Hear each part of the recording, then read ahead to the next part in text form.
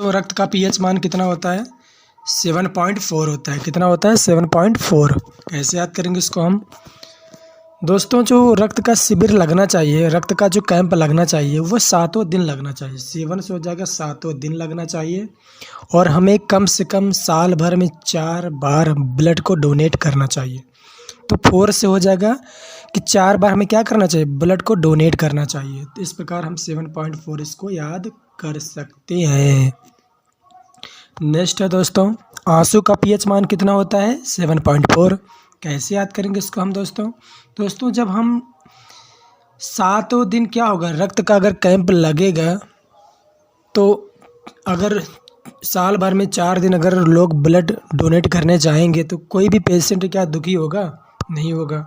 और जब दुखी नहीं होगा तो उसकी आंखों में क्या आंसू आएंगे? बिल्कुल नहीं आएंगे। तो आंसू का पीएच मान भी कितना होता है? 7.4। ठीक है दोस्तों। नेक्स्ट है दोस्तों,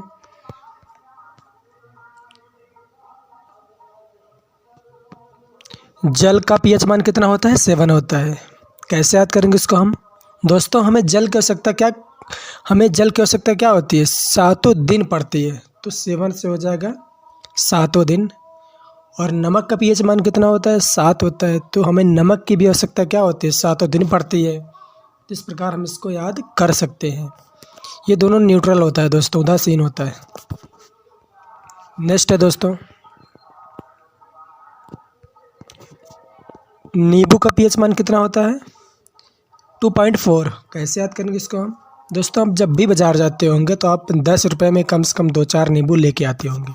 2-4 से क्या हो जाएगा? 2-4 2.4 हो जाएगा।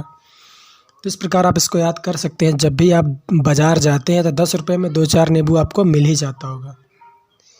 इस प्रकार आप इसको रिलेट करके याद कर सकते हैं। नेक्स्ट है दोस्तों, टमाटर का पीएच मान। दोस्तों, आप जानते हैं टमाटर कभी महंगा रहता है, कभी सस्ता रहता है। तो आप समझ लीजिए जो टमाटर का भाव है वो 41 रुपये किलो है।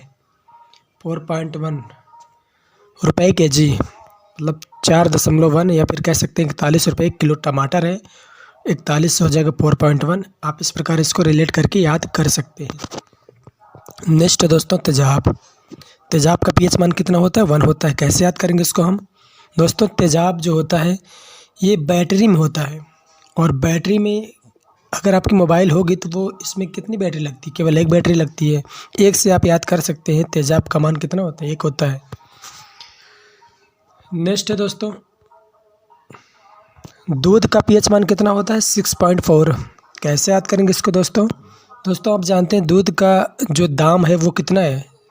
64 रुपये लीटर है। तो 64 से क्या हो जाएगा? 64 से हो जाएगा 6.4, मतलब 6.4, या फिर कह सकते हैं 64 रुपये लीटर दूध है। तो इस प्रकार आप इसको रिलेट करके याद कर सकते हैं। नेक्स्ट है दोस्तों, सिरके का पीएच मान कितना होता है? 3 होता है। कैसे याद करेंगे इसको आप? दोस्तों, हमें ज़्यादातर सिरका नहीं खाना चाहिए। ज़्यादा से ज़्यादा हमें 3 चम्मच सिरका ही खाना चाहिए। 3 से आप याद कर सकते हैं, ज़्यादा सिरका नहीं खाना चाहिए। अगर खाएँ तो ज़्यादा से ज़्यादा 3 चम्मच। 3 से हो जाएगा 3 चम्मच, 3 स्पून।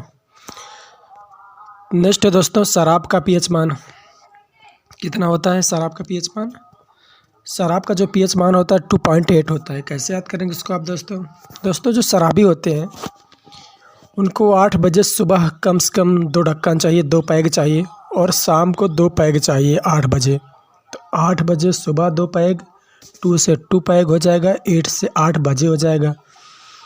तो इस प्रकार हम इसको रिलेट करके याद कर सकते हैं कि जो भी शराबी होते हैं उनको 8 बजे 2 पैग चाहिए और शाम को 8 बजे 2 पैग चाहिए।